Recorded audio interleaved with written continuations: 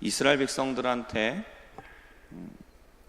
가장 좋은 것은 무엇일까요? 그것은 여호와께서 이스라엘의 편이시다, 이겁니다. 신명기 33장 29절을 보면 이스라엘이여 너는 행복한 사람이로다. 여호와의 구원을 너같이 얻은 백성이 누구냐? 그는 너를 돕는 방패시요 내 영광의 칼이시로다. 내 대적이 내게 복종하리니 내가 그들의 높은 곳을 밟으리로다. 아멘. 신명기 33장에서 말하고 있는 것은 이스라엘이 너가 정말로 행복한 사람이다 라고 얘기합니다. 그 이유가 있죠. 그것은 하나님께서, 여호와 하나님의 구원을 너같이 얻은 백성이 어디 있느냐?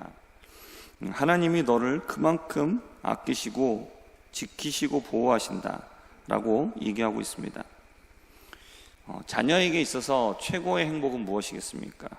그것은 부모가 자식의 편이라는 겁니다. 부모는 자녀를 낳고 기르면서 모든 좋은 것을 더해서 줍니다. 먹고 입고 마실 것을 필요할 때마다 줍니다. 안전하게 보호해주고 또 인도해줍니다. 부모가 있으면 부모로부터 모든 좋은 것들이 함께 오기 때문입니다. 그렇기 때문에 자녀에게는 부모만 있으면 되는 것이죠. 오늘 시편 124편 1절과 2절에서는 만약 하나님이 이스라엘의 편이 아니었다라면 어떻게 되겠는가라고 가정하고 있습니다. 그러면서 이어지는 이야기에서 이스라엘의 편이 아니셨다라면 이스라엘은 대적들에게 삼킴을 당했을 것이고 극심한 환난 속에서 영혼까지도 삼켜지게 되었을 것이다 라고 말을 하고 있습니다. 이스라엘을 둘러싸고 있는 대적들, 그 환경들이 얼마나 크고 두려운지 이야기하고 있죠.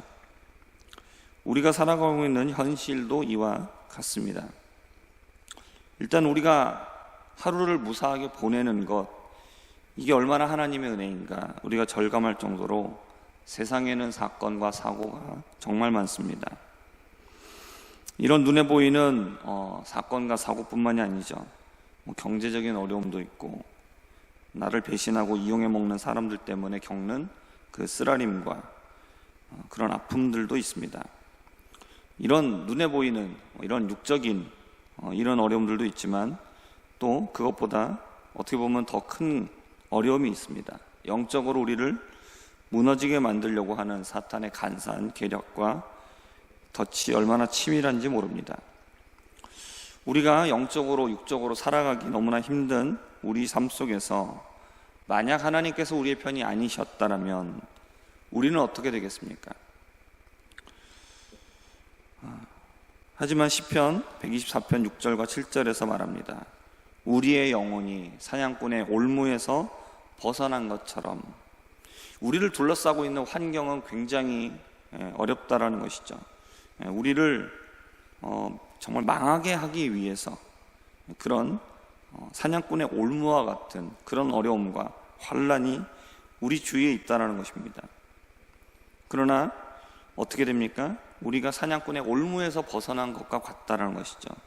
우리를 잡아 없애려는, 우리를 죽이려는 올무가 끊어지고 우리는 올무에서 벗어났다라고 말하고 있습니다.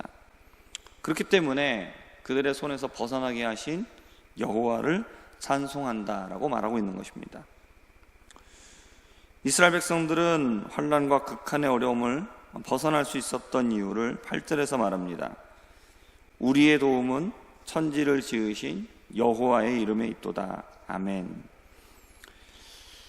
하나님이 우리를 도와주시지 않는다, 그러면 우리는 어떻게 될까라는 이 가정법은 하나님이 우리를 도와주시지 않을 수도 있다라는 가능성을 말하는 것은 아닙니다.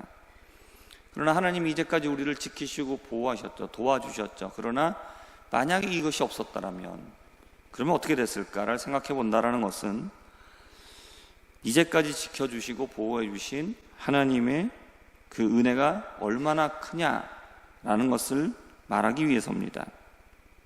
우리도 마찬가지입니다. 우리 인생에 부모님이 계시지 않았다면 우리의 삶이 어떻겠을까를 생각해 본다면 낳아주시고 길러주신 그 은혜가 얼마나 큰가 우리는 더 잘 알 수 있게 됩니다. 우리의 삶은 여호와 하나님의 손에 있습니다. 천지를 만드신 여호와는 모든 것을 다스리시죠. 그리고 모든 것은 하나님의 허락 가운데 움직입니다.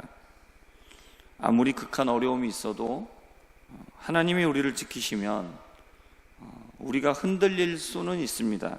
그러나 뿌리채 뽑히지는 않습니다.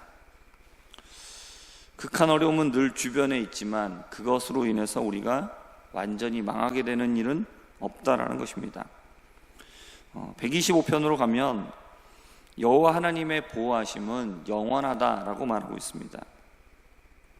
그렇기 때문에 성도들이 이 영원하신 하나님의 보호하심을 의지할 때에 그 사람은 어떻게 될 수 있느냐? 산이 흔들리지 않는 것처럼 흔들리지 않는다라고 말합니다. 악인의 균은 악한 자의 권세를 말합니다. 그러나 의인들이 있는 곳에서는 어떠한 힘도 쓸 수가 없습니다. 그 이유는 의인들이 죄악에 손을 대지 않게 하시기 때문이다 라고 말합니다. 이것은 여호와께서 의인들을 보호하심을 나타내주고 있습니다. 악한 자는 거짓말과 속임수로 그러한 권세를 가지고 의인들을 미혹에 빠뜨리려고 합니다. 악한 계략으로 우리를 망하게 하려고 하죠. 그러나 의인들은 어떻게 합니까? 악한 자들이 만든 계략에 손대지 않는 것입니다. 마음이 정직한 사람은 길에 떨어진 돈이 있어도 그것을 자기 이익을 채우기 위해서 그것을 가지지 않습니다. 이렇게 선하고 정직하게 행하는 사람들은 여호와 하나님께서 자신을 선하게 대우해 주실 것을 담대하게 구할 수 있습니다. 반면에 자기의 악한 마음을 따라서 악한 길로 치우친 자들은 죄를 범하는 사람들과 함께 다닙니다. 우리가 유유상종이라는 말이 있는 것처럼 악한 자들은 악한 자들과 통합니다. 그리고 선한 자들은 선한 사람과 통합니다. 악한 자는 선한 자를 보면 왜 저렇게 정직하게 사는지, 왜 저렇게 선하게 사는지 이해가 도통되지 않습니다. 그것도 마찬가지로 선한 자는 악한 자가 왜 저렇게 죄악된 일을 골라서 왜 저렇게 악하게 살아갈까? 왜 저렇게 얕은 꾀를 가지고 살아갈까? 이해가 되지 않는 것이죠. 그러므로 하나님의 뜻대로 사는 이스라엘에게는 뭐가 있느냐? 평강이 있다라고 말합니다. 오늘 말씀에서 이스라엘은 역사에서 존재하고 있었던 이스라엘 민족을 말한다라기보다는 하나님의 선택을 받은 백성을 말합니다. 그리고 하나님의 말씀대로 순종하는 자, 그리고 참된 성도를 가리키고 있습니다. 우리가 진정 하나님의 말씀에 순종하는 참 성도로서 하나님의 백성다운 이스라엘로 살아갈 때에 우리 주변에는 극심한 혼란이 있어도 우리는 요동하지 않고 어떤 악한 자의 계략에서도 벗어날 수 있습니다.